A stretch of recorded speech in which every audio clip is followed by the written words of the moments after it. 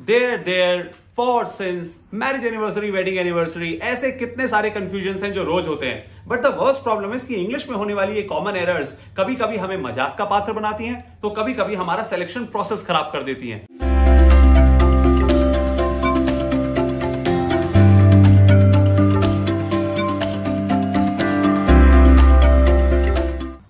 There for since marriage anniversary wedding anniversary, ऐसे कितने सारे कंफ्यूजन हैं जो रोज होते हैं। But the worst problem is कि इंग्लिश में होने वाली ये कॉमन एरर्स कभी कभी हमें मजाक का पात्र बनाती हैं तो कभी कभी हमारा सिलेक्शन प्रोसेस खराब कर देती हैं। आज का वीडियो एक इंपॉर्टेंट टॉपिक पे जो है कॉमन एरर्स। आप याद रखें ट्विनविन की जब भी कोई लर्निंग सीरीज का वीडियो होता है तो उसको मैं हमेशा कहता हूं 2 बार देखिए और लोगों से शेयर करिए ताकि कभी भी गलती ना हो ये देखने में कि जो आपने सीख लिया है उसमें गलती नहीं होनी चाहिए। कहते हैं आप रोज गलती करिए बट रोज नई नई गलती करिए। अगर आप एक ही गलती रोज करते हैं तो ये प्रॉब्लम की बात है और अगर रोज नई गलती करते हैं तो कोई फर्क नहीं पड़ता। आइए आते हैं कुछ कॉमन एरर्स पे। मैं हूं आपका ट्रेनर वैभव पांडे, ट्विनविन का सीईओ, और आप जानते हैं कि ट्विनविन के इस चैनल में आपको मिलते हैं बहुत ही काम के वीडियोस। गाइस शुरू करते हैं। सबसे पहली गलती जो आप लोग करते हैं और ये मैं पहले वीडियो में बता चुका हूं, आप कई बार ऐसे शुरू करते हैं अपना नाम माई सेल्फ वैभव, ऐसे नहीं, आप बोलेंगे माई नेम इज वैभव, यानी कि आपका इंट्रोडक्शन की पहली लाइन में आप माई सेल्फ पहले नहीं लाएंगे। माई सेल्फ ज्यादातर ऑब्जेक्ट केस में यूज होता है, इसको ग्रामर के शब्दों में नहीं समझते हैं। आज इसको सिंपल शब्दों में समझते हैं कि बस आप ऐसे ना करें, आप ऐसे करें माई नेम इज वैभव। ये सेंटेंस बिल्कुल करेक्ट है।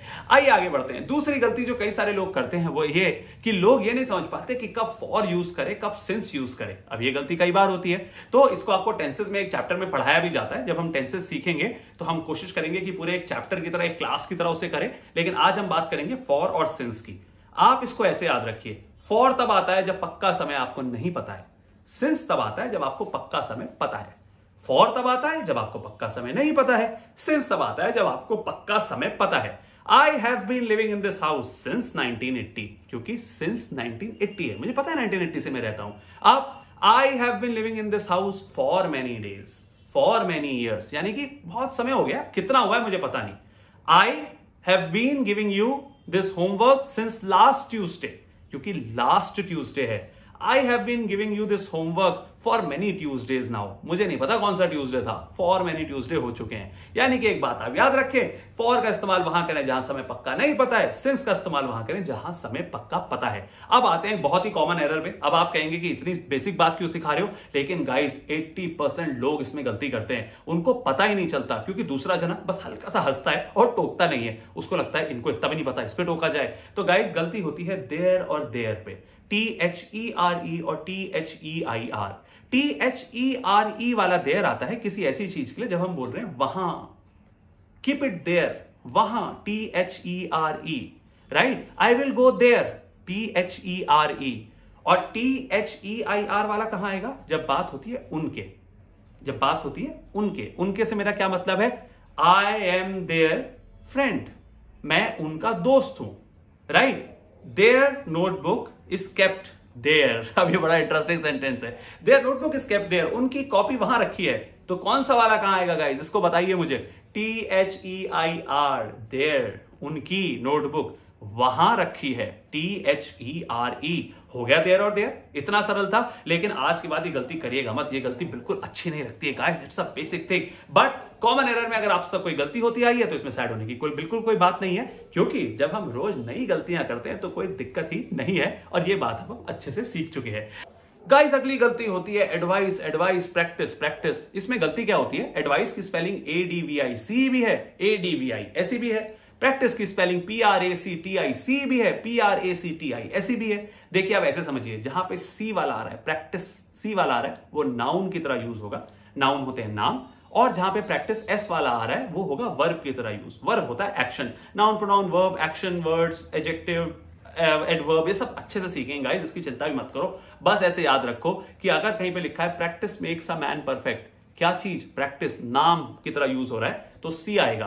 Please practice your homework, S आएगा। एस क्यों आएगा, क्योंकि एस जो है वो वर्ब की तरह यूज हुआ है, प्रैक्टिस करिए, काम करिए। जब काम की तरह हो तो एस, जब नाम की तरह हो तो सी, यही प्रैक्टिस प्रैक्टिस में चलेगा, यही एडवाइस एडवाइस में चलेगा। आप कमेंट सेक्शन में मुझे करके दिखाएं, सही से यूज करके दिखाएं प्रैक्टिस और एडवाइस, और आपको ट्विनविन की टीम की तरफ से मिलेगी उस पर बधाई अगर आपने सही से सेंटेंस बनाए तो, और आपकी प्रैक्टिस भी हो जाएगी गाइस। तो कमेंट सेक्शन में प्लीज मुझे सेंटेंस बना के दिखाएं, प्रैक्टिस प्रैक्टिस सी और एस वाले, एडवाइस एडवाइस सी और एस वाले। चलिए गाइस आगे बढ़ते हैं। अब अगला बहुत बड़ा कंफ्यूजन जो कई बार लोगों को होता है, वो बिटवीन और अमंग को कहीं भी इस्तेमाल कर देते हैं। एक बंदे से मैंने पूछा, मैंने कहा तो हाँ बिटवीन बोलना था वहां तुमने अमंग बोला, जहां अमंग बोलना था वहां तुमने बिटवीन बोला, तो ऐसा क्यों करा? कह रहा ये अलग अलग भी होते हैं, मैं तो जो मन में आता है वो बोल देता हूं, जो सुनने में सही लगता है बोल देता हूं। तो गाइस अब हम ग्रामर को ऐसे नहीं करेंगे, अब हम ट्विनविन के वीडियोस को लाइक शेयर और सब्सक्राइब करेंगे और कोशिश करेंगे कि हम इसको करेक्टली यूज करें।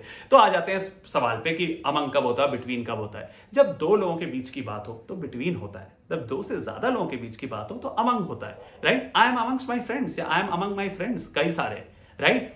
या फिर between Raj and Rahul I will choose my best friend, यानी कि राहुल और राजीव या राहुल और राजेश या राहुल और राजीव, कुछ भी नाम ले लीजिए, उन दोनों में से एक के बीच में मैं अपना दोस्त चुनूंगा। जब दो की बात हो रही है, राइट, जब दो की बात हो रही है तो आएगा between, I am sitting between Rahul and Rajesh, मैं राहुल एंड राजेश के बीच में बैठा हूं।